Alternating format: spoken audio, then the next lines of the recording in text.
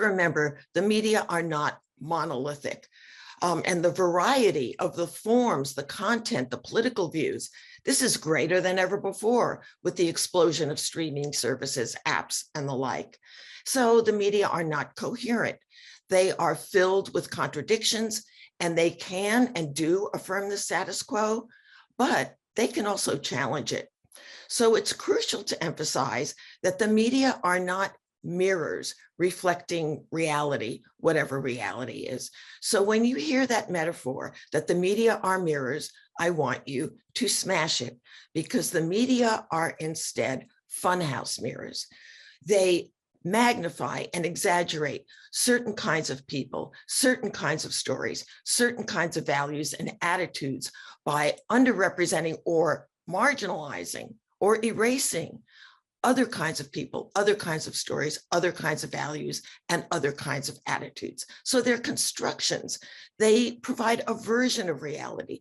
They help construct a kind of national common sense. And when they do this, they affirm this common sense, they maintain it, but they can also challenge and transform it. So they stabilize and challenge attitudes and beliefs. So it's crucial to understand how and why they do this, especially around age.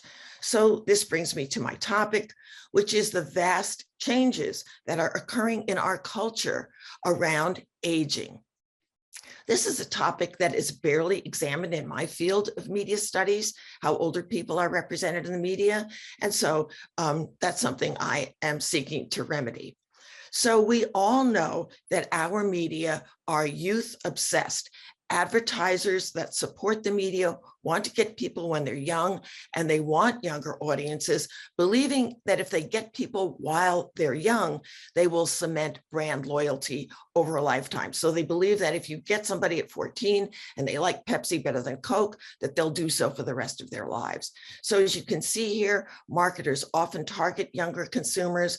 When adults age 50 and older are shown, they are more likely to be portrayed negatively than those under age 50. And you can see the chart here of the overall positive portrayals of people under 50 and the increasingly negative portrayals of people over 50. So while 46% of the US population is age 50 plus, only 15% of images containing adults include people of this age. Advertisers also believe that younger people are more willing to part with their discretionary income than older people. So some of these beliefs about younger audiences are actually not borne out by the facts.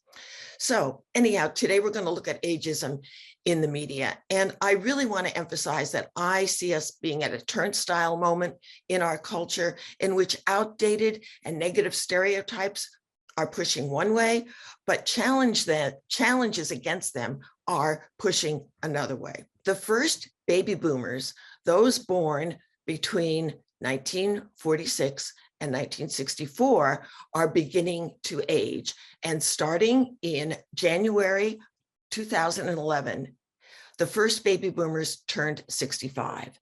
And what that means now is that every year, 10,000 people will turn 65. So people aged 50 and older make up a significant portion of the workforce. They are a third of America's workforce, and they generate $7.6 trillion in economic activity. This is a demographic revolution. And while older Americans face all sorts of stereotypes and misconceptions, they are also defying them, because studies show that many baby boomers typically feel 10 to 15 years younger than their age. With millions still active in the world, older people are living longer, they're healthier. Almost 20% of Americans 65 and over are still working. So one of the great achievements of the 20th century is the increase in longevity. One of the biggest failures is how to reconcile that with the fact that nobody wants to get old. Now, this is a cultural contradiction. Now, ageism is a term that was coined in 1965.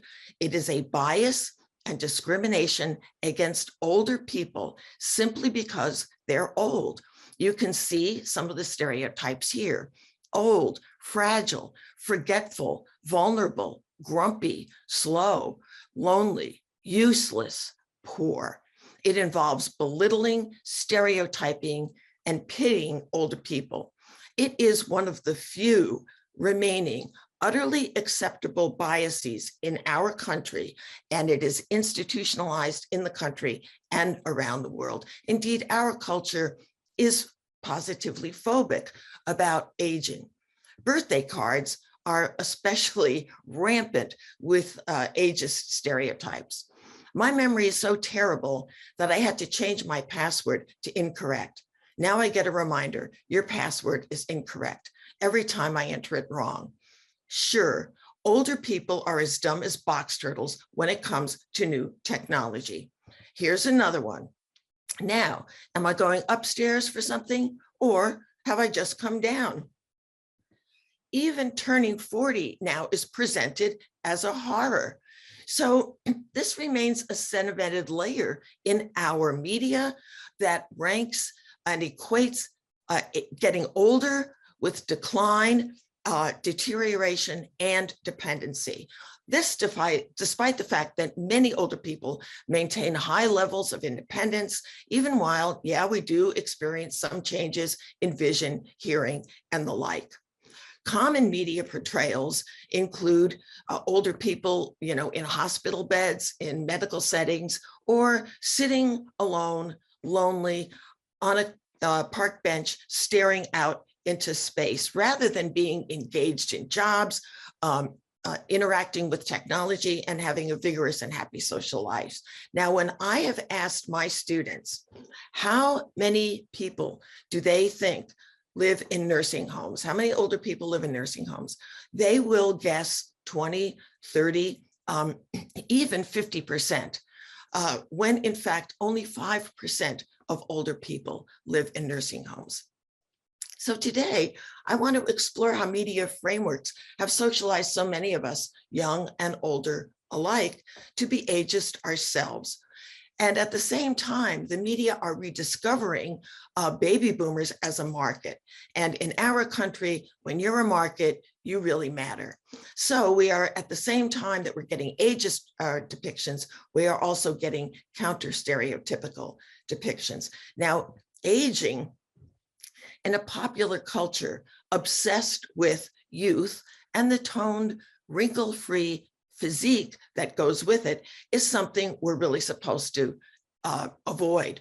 In fact, we are supposed to defy aging, which is kind of hard to do because aging is an ineluctable biological process. So to burrow into this contradiction where we want to live longer, but we don't want to age, we need to examine the funhouse mirrors of the media and how they have represented people, older people, and particularly older women, and how that's beginning to morph in the 21st century as baby boomers get rediscovered as a market.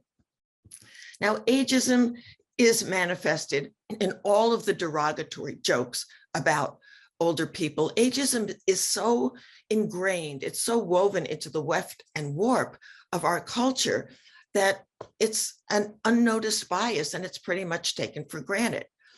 Every day we are bombarded with media imperatives to reverse aging, defy aging. And in fact, defy is the most frequently used word. Defy aging now.